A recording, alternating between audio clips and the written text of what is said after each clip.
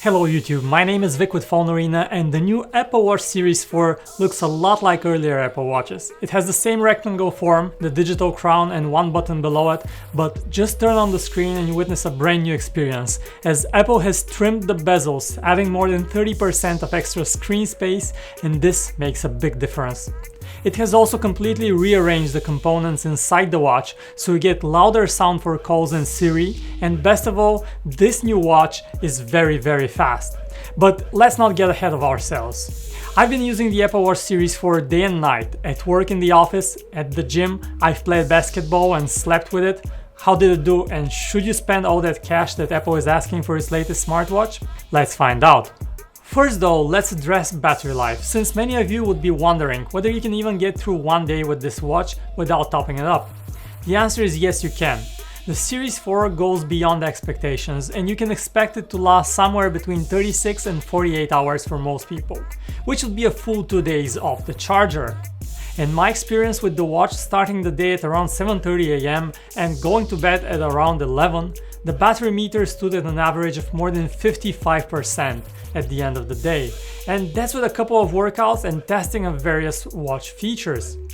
If you want to ensure you get the maximum battery life, we recommend using watch faces with a dark background and turning the screen brightness to the minimum level in the watch app on your phone.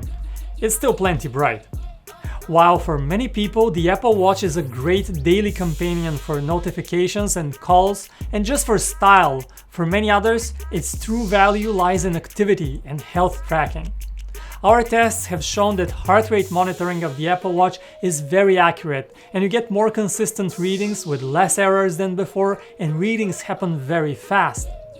There is something else that strikes us about the Apple Watch: its comfort. The buttons are clicky, and every turn of the digital crown now comes with a slight but very nice haptic feedback. The velvety, smooth sports band is durable, and the rounded body of the watch is also very comfortable, and we never felt much of an inconvenience working out with it. There are two new workout types in the Series 4, yoga and hiking, but of course you can select the other type of workout to track pretty much anything. Speaking of workouts, watchOS 5 also adds for the first time automatic workout detection.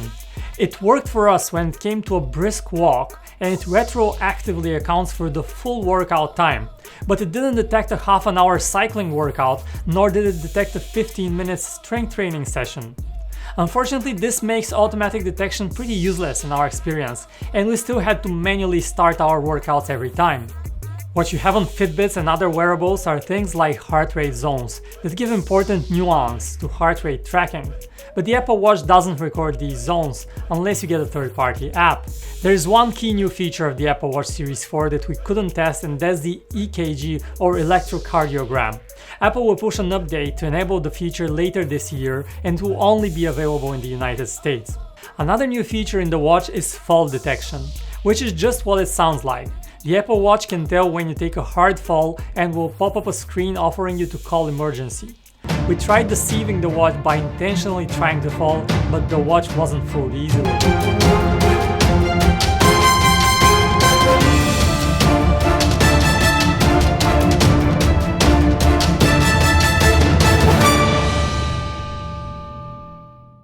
There are also a few new watch faces in the Series 4. The new infograph watch face has up to 8 different complications. This is great for getting quick information at a single glance, and the new corner complications really look dope. There is also the infograph modular watch face with a large complication right in the middle that provides a ton of information, and these two have become our most used watch faces in the Series 4.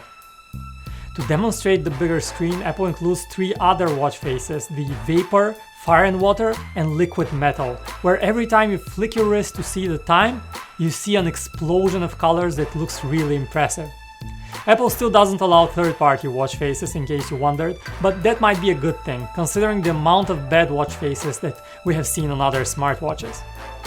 One of the big architectural changes for the Series 4 watch is that it now has its loudspeaker on the left side, while the microphone is on the right, so you get less echo in calls. The new speaker is also 50% louder, which makes a big difference for calls and Siri. You can now also listen to podcasts for the first time on an Apple Watch, and just like with music and radio, you need to have Bluetooth headphones for this to work. The other new feature here is walkie-talkie. It comes with watchOS 5 for all watches except the very first generation. You and your contact have to approve this first, and then it works as expected, but you have to hold the button while you talk. Okay, wrapping things up, let's talk pricing. The aluminum Series 4 models without cellular starts at $400, while the cellular version goes for $500. And if you opt in for the stainless steel option, prices there start at a whopping $700. That's more than the price of a great smartphone.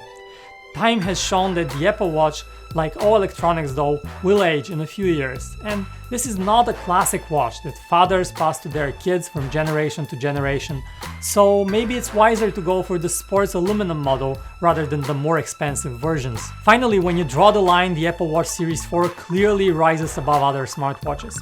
It's comfortable, it's very fast, it has an impressive screen, rock-solid battery life, accurate heart tracking, and not least, it has Apple's commitment and future updates guarantee. And while it's not quite the perfect fitness tracker, it's a damn good one. Is it worth $400 or more? This one is up to you. But what's certain is that the Series 4 sets the bar for smartwatches very high. And this wraps up our review of the new Apple Watch. Smash the thumbs up button if you liked it, subscribe for more, and I will see you in the next one.